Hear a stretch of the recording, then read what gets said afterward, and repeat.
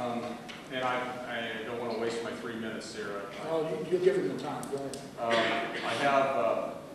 I just wanted to mention that in the course of my career, I was a wildlife biologist for the Nevada Department of Wildlife for 26 years, almost 27 years in this county, and I had the opportunity during that period of time to spend an awful lot of moments in front of you folks, given other projects. And I was approached by a number of folks in the community here recently and asked to review this project based on the data that actually had been provided by Recology at the time to you folks. And I have to be honest with you, I was absolutely dumbfounded that we have gotten this far with the amount of data that has been presented. I realize there's an awful lot of information and a lot of speculation relative to the type of operation this is, but there's a couple of things that I believe should be and should have been considered. Number one, I believe that your folks' charge is determining the suitability to the county's long-range strategic plan, obviously. To take a look at the project relative to basic environmental concerns and health and public safety. I mean, we've been talking about this evening with some of these smaller projects, so this is nothing out of the ordinary with regard to those types of concerns. And generally, in my capacity with the Department of Wildlife, I spent many times, moments with you folks in the notification process with projects, with incorporating comments of some of the folks who may have some specific concerns and or professional comments to offer you based on their understanding of particular projects. With regard to this project, though, I was the lead biologist in this regional office here during the 2007 process. And one of the things that struck me was that I could not remember seeing any kind of an invitation on the part of anybody to have any of the professional staff out of that office take a look at the project and offer you any comments. To that end, I went to that office, asked those folks if they had heard anything about it specifically at all, other than what was in the newspaper. And I actually went down and talked with our director of the Department of Wildlife in Reno and asked him, I'd like to see the jungle file on this, and what can you tell me about it? Nothing. And it absolutely blew my mind to think that we have actually got a sister agency, the NDDP, who works arm in arm with the Department of Wildlife on all projects, and should. It was in a position of issuing a air quality permit, and the Department of Wildlife had not been invited to the game, so to speak. That was one of the things that got my interest, obviously, in this thing initially. And so I started digging a little bit, and I just wanted to offer you guys a couple of real short comments. I believe that inadequate data has been available to you folks to actually issue any kind of permission to place something of this magnitude with the type of potential in that location. I have no dog in this game at all. In this hunt, I've got 3 grandkids in this town, and that's my interest in this thing. I believe that in my professional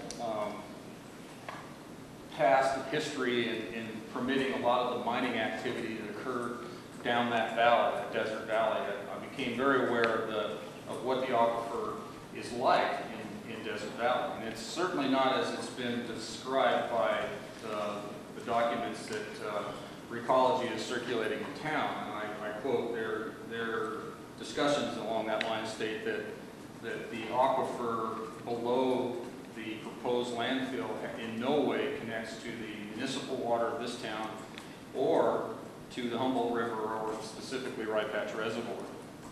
I believe they had no basis for that comment, and I believe that that historical data will prove otherwise. All you have to do is go up Desert Valley to the Sleeper Project, and you're looking at 580 feet of water in that pit right now. And the reason that company quit mining in that particular location was because of water flow. In talking with many of the geologists that were involved with permitting that, or actually mapping out that ore body in there, they stated to the Department of Wildlife on a number of occasions that they would not move their operations any farther into the valley floor off that step because of the water issues. And in further, they described to the Department of Wildlife and NDEP at that time that it was their feeling that Desert Valley was part of a Pleistocene drainage that actually drained water from the Quinn and the Kings River and actually flowed that direction down Desert Valley and created Jungle Flat. That's exactly how that all got there. But if you look at that, all you have to do is get on the map and take a look at the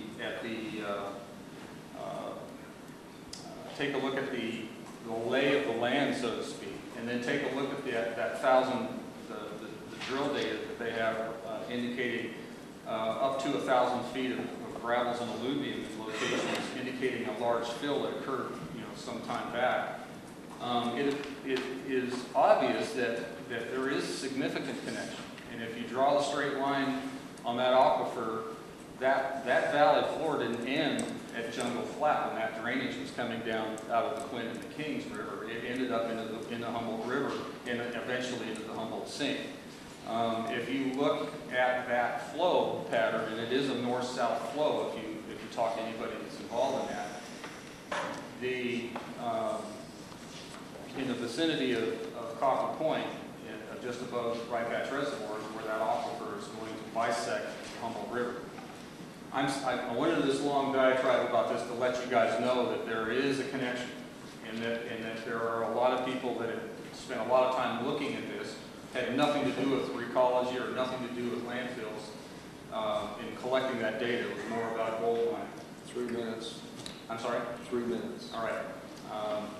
All I would like to say is give you 2 more sentences. That is that we have been offered an opportunity through USGS to study that aquifer.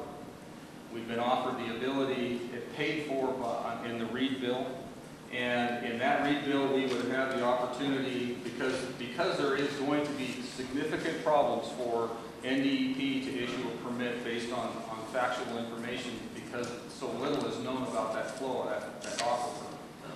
Senator Reid offered this amendment to the Department of Interior Appropriations bill, and he offers 5 specific questions that have to do with that aquifer, and I believe it is prudent and demands of all of the regulatory agencies, not just your folks or in the county commission, but also NDEP, to listen to a third party, USGS, and see what our risks are if we place this thing right there. I wish I had another half hour because I've got a lot more I can offer. There's only 6. You can have Mike. Take 5 minutes.